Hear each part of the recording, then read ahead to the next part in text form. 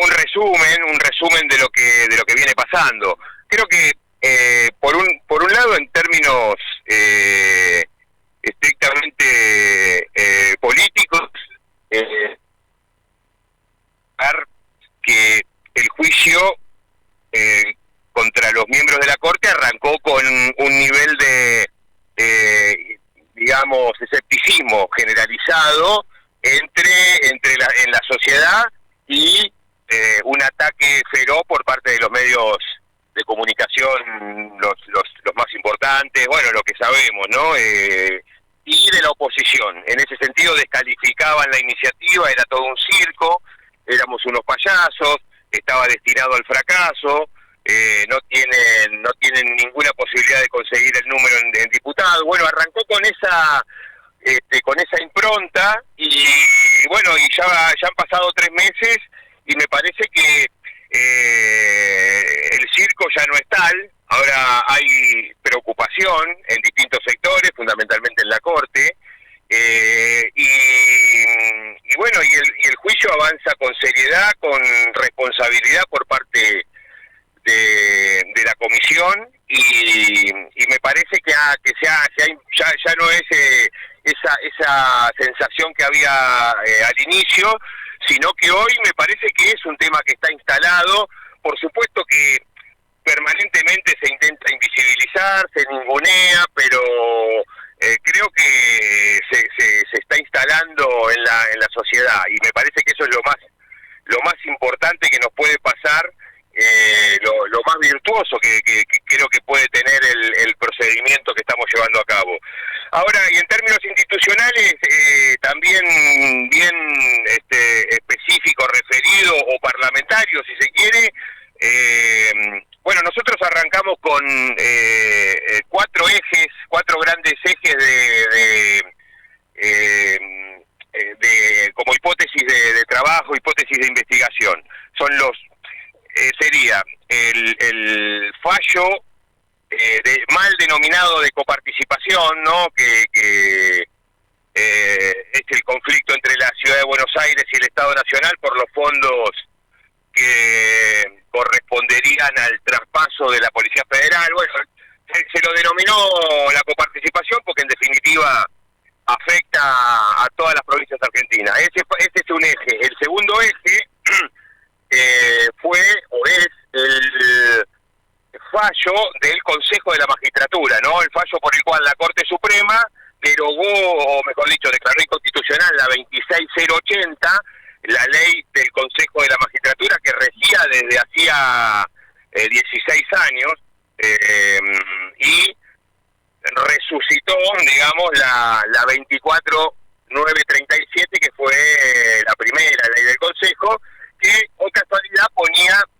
como presidente del Consejo de la Magistratura al presidente de la Corte Suprema, que el fallo, en este fallo de 3, el doctor Rosati, se autovotó nuevamente.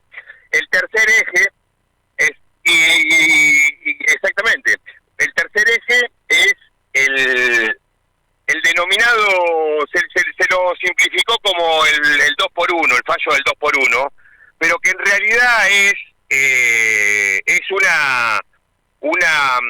un fallo, digamos, que fue negociado, fue un fallo fruto de la negociación política del gobierno de Macri con la Corte. En ese sentido, es un cambio en la jurisprudencia de la Corte por el ingreso de Rosati y Rosenkrantz, y con el cambio de voto, con el cambio de criterio que había mantenido siempre de Elena Hayton de Nolasco. Ese voto nuevo que necesitaban para empezar a dar señales a los sectores militares que habían tenido seguramente algún compromiso por parte del macrismo, ¿no? Entonces tenían que dar esas señales. Ese voto de Elena Hayton se cambió a cambio de que el gobierno le garantizara que ella siguiera después de los 75 años.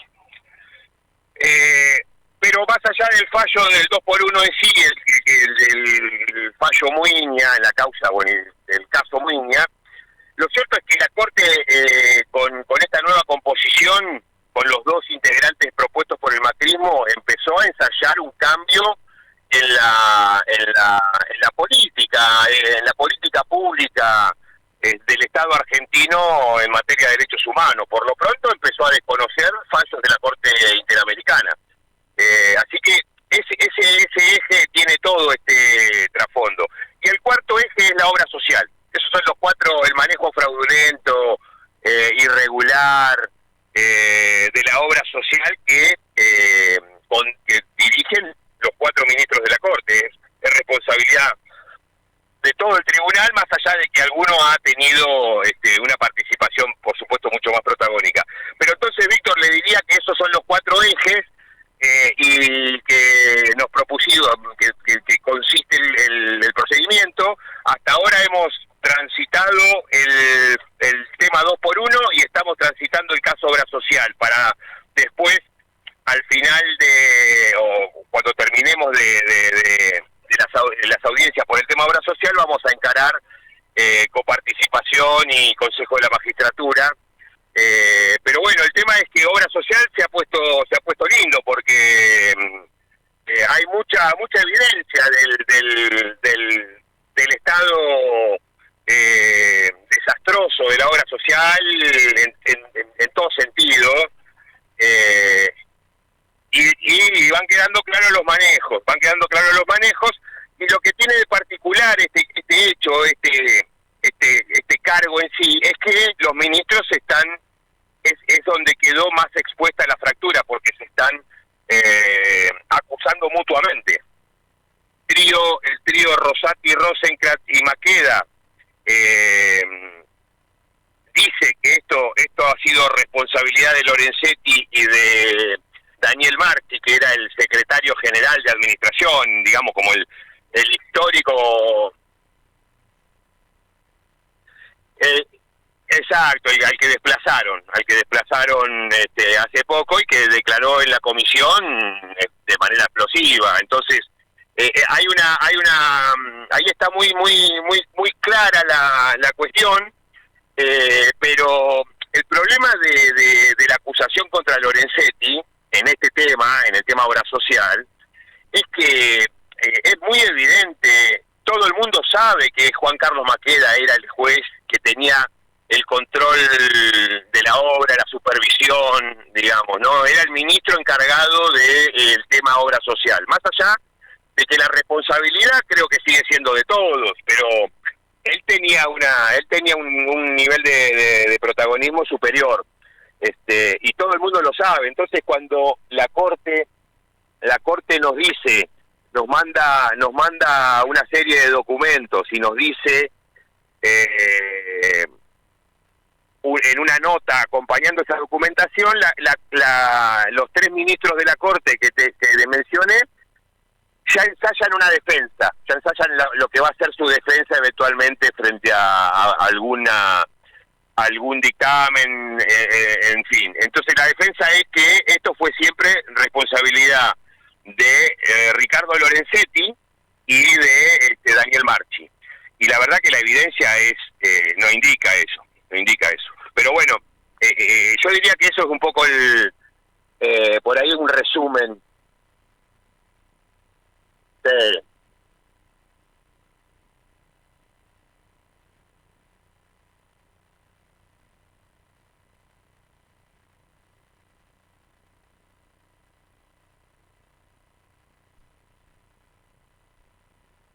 Con todo gusto.